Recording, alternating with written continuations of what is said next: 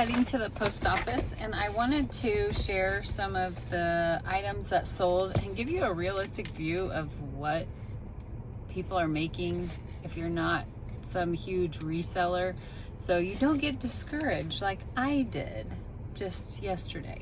So I'm going to show you a few things, and I will try to remember what they sold for.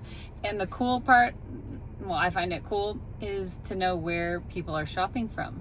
And it's so cool that you can repurpose things from Oklahoma, where I am, all the way to, you know, the East Coast and West Coast. So, including international. So here, this was a pair of shoes, a little pair of Converse shoes going to New Jersey. And this was a pair of Old Navy cropped jeans with a drawstring. Brand new. These were my mom's, but she didn't want them, so she was like, hey, try to sell these if you want. These are going to Illinois.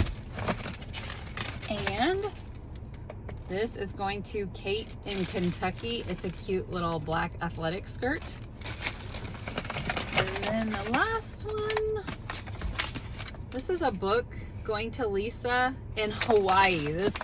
This made me have like major FOMO. I want to be in Hawaii reading a book like Lisa's gonna be doing. So I wanted to share that everyone's not selling $30 and $40 items or more. Some days it's like a book for $2.40. And sometimes it's a skirt for $3.50. And sometimes it's pants for $5.40. And sometimes it's shoes for $7. So, you know, I got discouraged the other day, and I heard someone say, there's some days you just take the offer just to move things and make you feel good. And I'm just doing this for fun, but I still am competitive in a way that I want to make some money if I'm going to do it. So I wanted to give you a recap of the last couple days. This morning was super slow, and then just this afternoon a few things have come through in terms of orders. So I don't know, it's a game, and we also need to know the realistic side of the game. It's not always, you know, oh, I spent $5 for this at Goodwill and I made $40.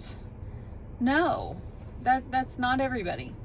So just a little pick me up for your day. You are not failing if you are not selling hundreds of dollars in one day. Bye. Okay, here's on the next episode of Reselling. Anyhow, I'm here and there's about 4 cars, so I'm curious what the line is. I try to take everything in and get a receipt, just so there's proof that it's shipped. So we will see how long I stand in the line.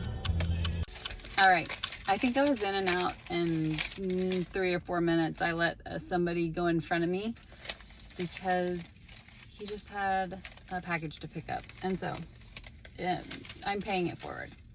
Hopefully that comes back in return someday. But I did get a receipt, and it shows you your tracking number and that it went out. So I am totally an unofficial reseller. I'm only doing this for fun because why not? It's a creative outlet, and I am selling some stuff. It's a win-win.